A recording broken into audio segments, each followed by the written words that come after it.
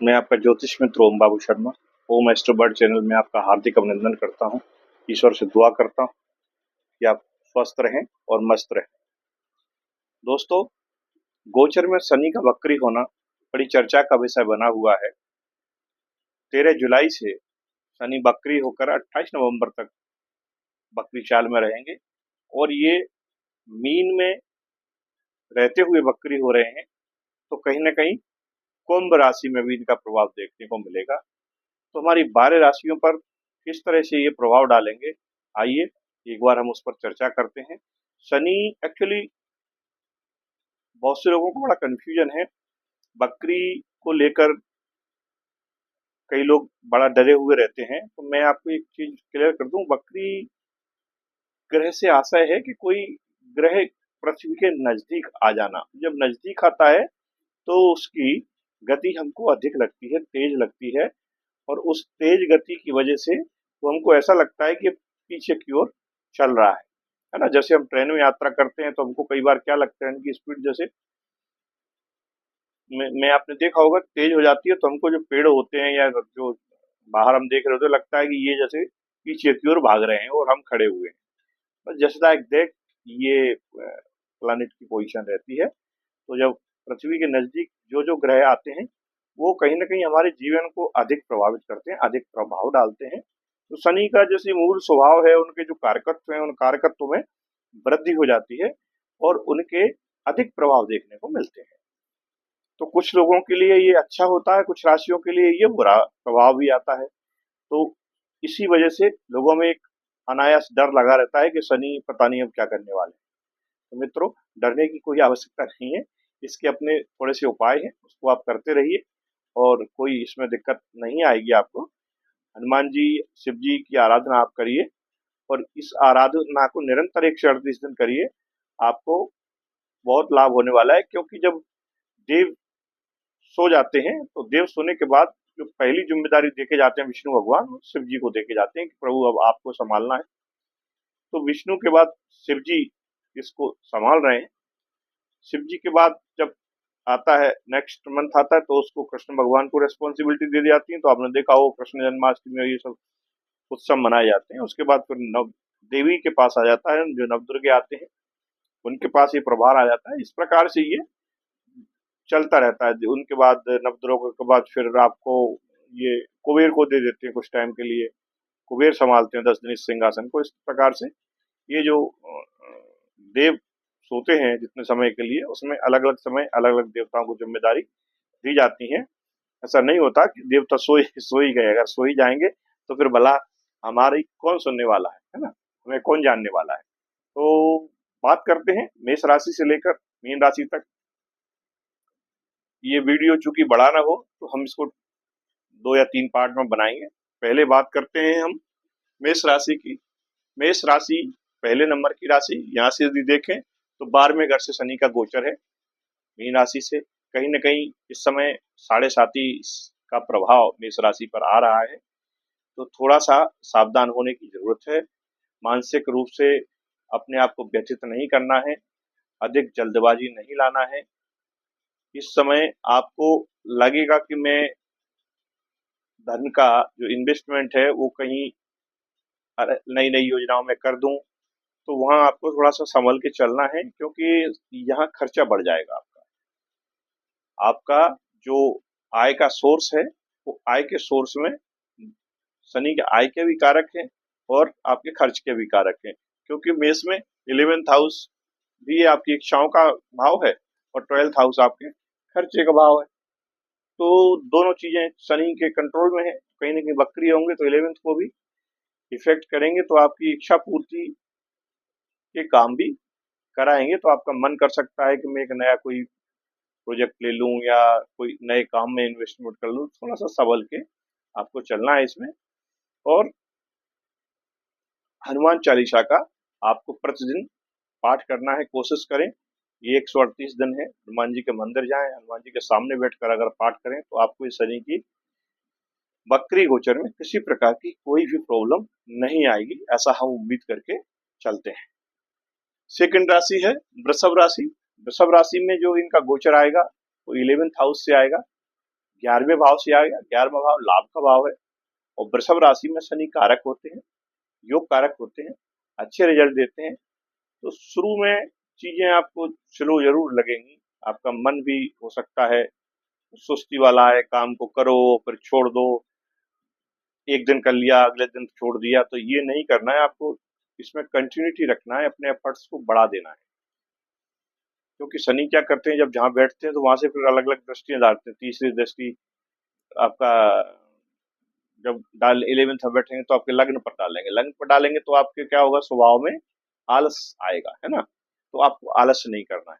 इसी प्रकार से मेष में भी है, 12th में बैठे हुए हैं, वहां से जब तीसरी दृष्टि जाएगी तो धन भाव पर जाती है। तो धन भाव पर जब तीसरी दृष्टि डालते हैं तो ये कहीं ना कहीं आपकी जो जमा पूंजी है उसको खर्च करवा देते हैं।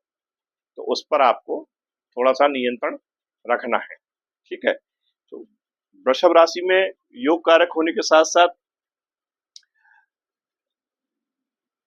आपके तीसरे घर के आपके 11वें घर के और स्वामी है, साथ ही साथ आपके 10th हाउस के भी स्वामी बनते हैं। लेकिन जो चूंकि मीन में गोचर है तो आपका 11th हाउस से गोचर रहेगा, तो आपको यात्राएं भी करा सकते हैं।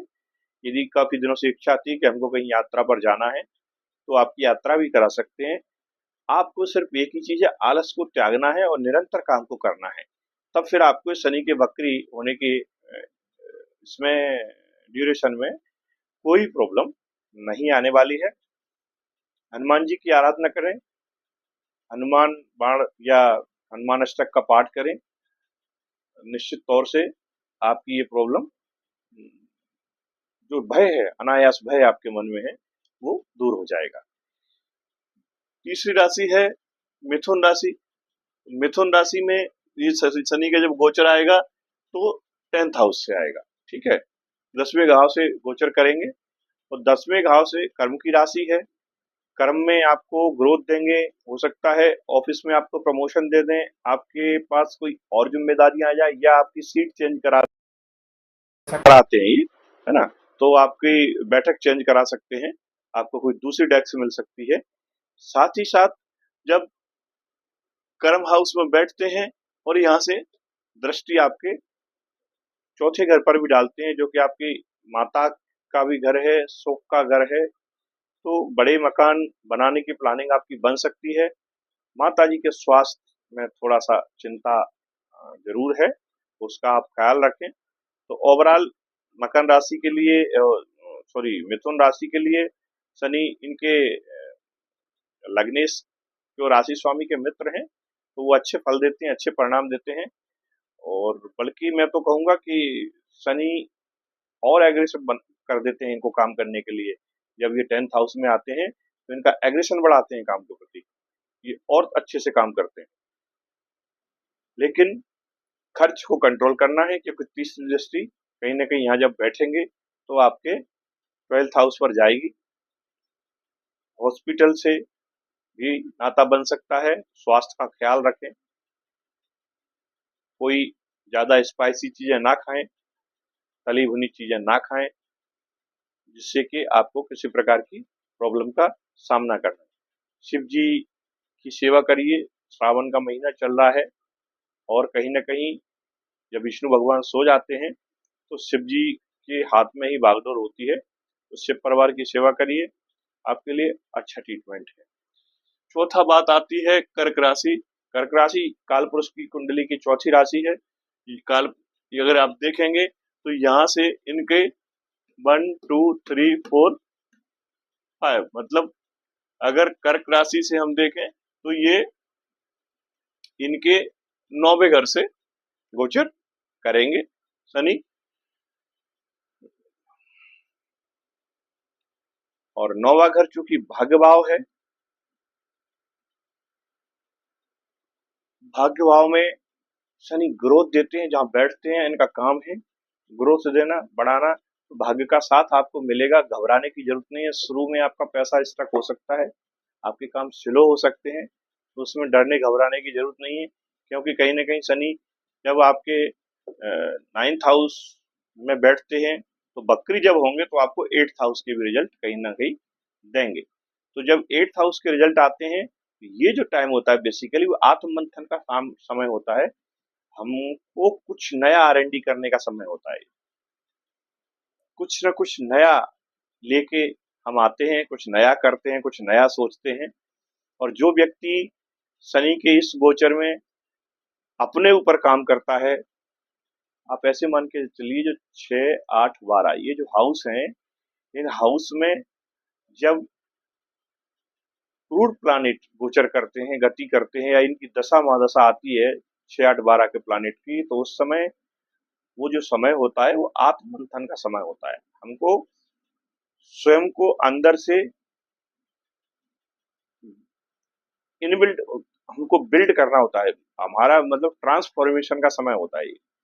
कहाँ हम क्यों आए हैं इस दुनिया में, कहाँ हम उलझे हुए हैं, इस पर विचार करने का समय है। आध्यात्मिक रूप से यदि देखा जाए तो अपने आप को निखारने का ये समय होता है।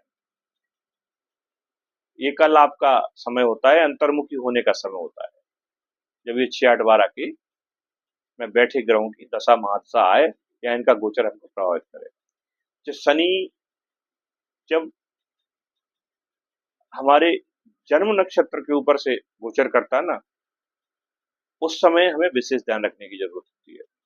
अभी जो शनि का गोचर है वो पूर्वाभाद्र पद में और उत्तराभाद्र पद में रहेगा, और वक्री होकर ये फिर बाद में पूर्वाभाद्र पद में भी जाएंगे। तो उत्तराभाद्र पद इनका अपना नक्षत्र है, स्वयं का नक्षत्र है, पूर्वाभाद्र गुरु का नक्षत्र है। तो आपको और नुकसान करने वाले नहीं है, डैमेज करने वाले नहीं है। और फिर भी मेरी ये राय है कि आप थोड़ा सा संभल के चलें, जो इन्वेस्टमेंट है उसको सोच समझ के करें, क्योंकि कहीं ना कहीं आपकी जो राशि है, राशि के स्वामी चंद्रमा है, और चंद्रमा बहुत ही इमोशनल और सेंटिमेंटल प्लानिट है।